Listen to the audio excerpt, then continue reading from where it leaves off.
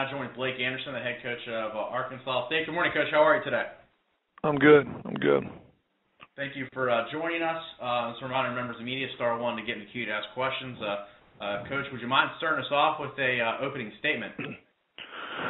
Sure. Just good weekend, exciting weekend for us with another win at home and bowl eligibility being secured, as well as just maintaining our place in the tie for first place with the other three teams that are there. So I mean that's really was the goal, was just take one step closer to finishing the season out and having a chance to secure the championship. So we were able to do that. The conditions were unique, to say the least.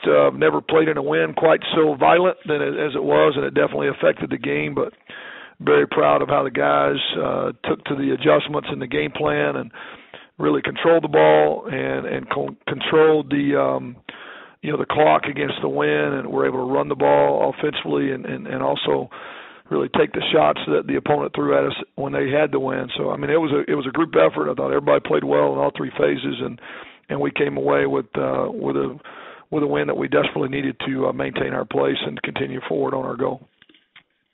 Thank you, Coach. Our first questions come from Matt with the Jonesboro Sun. Matt, please go ahead.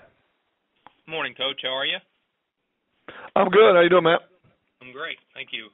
I just wondered, how would you describe your schedule this year, with the cancellations, a couple of midweek games, and then your home games kind of being so far apart?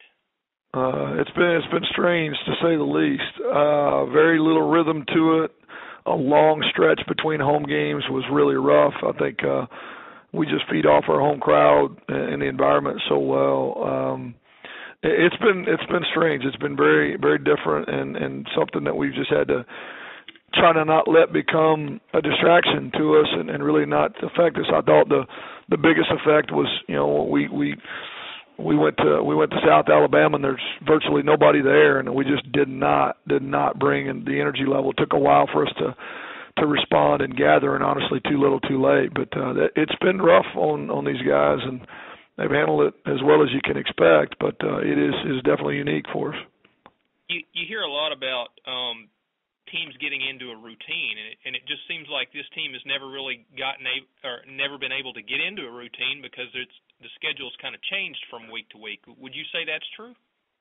I think it can have effect. I think it takes a really mature football team to not be distracted by or controlled by the schedule and the changing of it. And this is a very inexperienced football team, and I just think it's at times it's tough for them to get in any kind of rhythm and a flow, and such big breaks and then short breaks. And heck, the best we played all year was on the shortest week of the season on a Thursday, and I think it's almost like you didn't have enough time to think about it. You just had to go play.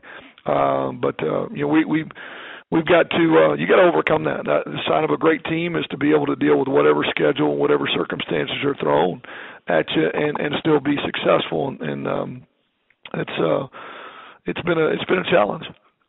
You mentioned the South Alabama game, and you guys had won 5 games in a row, but you had a bye week going into that. Did you feel like you were finally getting a little momentum behind you and some consistency when you went into that bye week?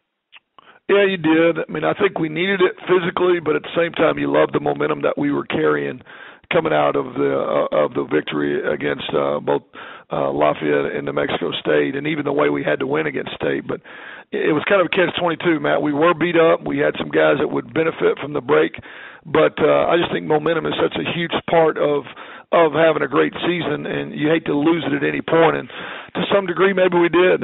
We did not come out of the break like we went into it in terms of tempo and energy level and just clicking on in all three phases. So but everybody's schedule is different, and you really don't have any control over it. You just got to try to take advantage of the opportunities you get and be ready for the ones that are difficult. And for the most part, we've done that through the years. We've had a couple that have gotten away, and this year, you're going to look at the South Al game, and that's the one that's going to frustrate you. And last question on this, just you got 2 more games left in the season. You feel like this last victory kind of gives you a little momentum, and obviously you'll get to play the next 2 Saturdays. So you feel like you got a little momentum heading into this last stretch? Yeah, I think the way we won this week and the way the guys had to really kind of battle the elements a little bit too, I think that helps. I think the rhythm of playing each week. And I think the thing that fuels you down the stretch is that we've got so much to play for. There's so many teams in the country that don't have anything left to play for the last week or two of the season, and we're fortunate to be battling for a championship. And we know it's win or go home mentality. We cannot afford to lose a game, or the chances of a championship are gone. And so that fuels your intensity. And we've had really good practices and meetings over the course of the last week, and hopefully that'll continue as we travel. And I think it's a huge challenge. Monroe's playing really good football, and so to have to beat them on the road is going to take our best effort. Thank you, Matt. Our next questions come from Luke with RedWolfReport.com. Luke, please go ahead. Hey, Coach, what's the biggest challenges that Monroe's going to throw at you guys this week?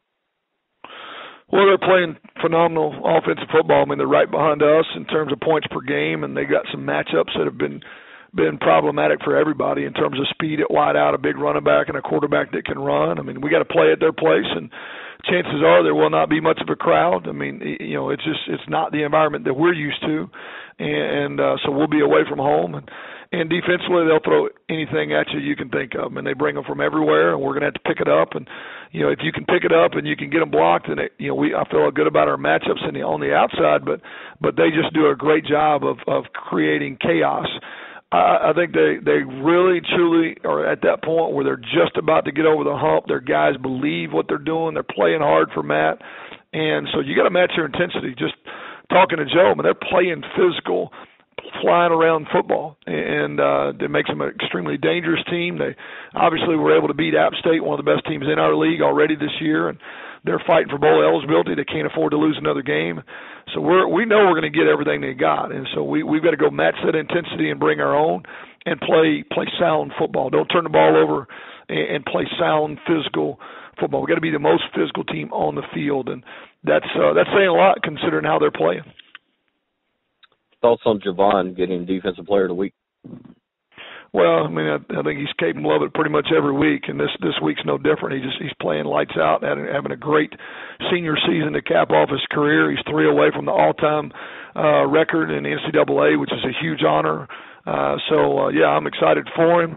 The best thing I told the guys, he hadn't said one word about a record, hadn't said one word about anything but winning a championship. He's shown a very mature approach to this whole season, and it shows on the field because he's working in practice, better than I've ever seen him.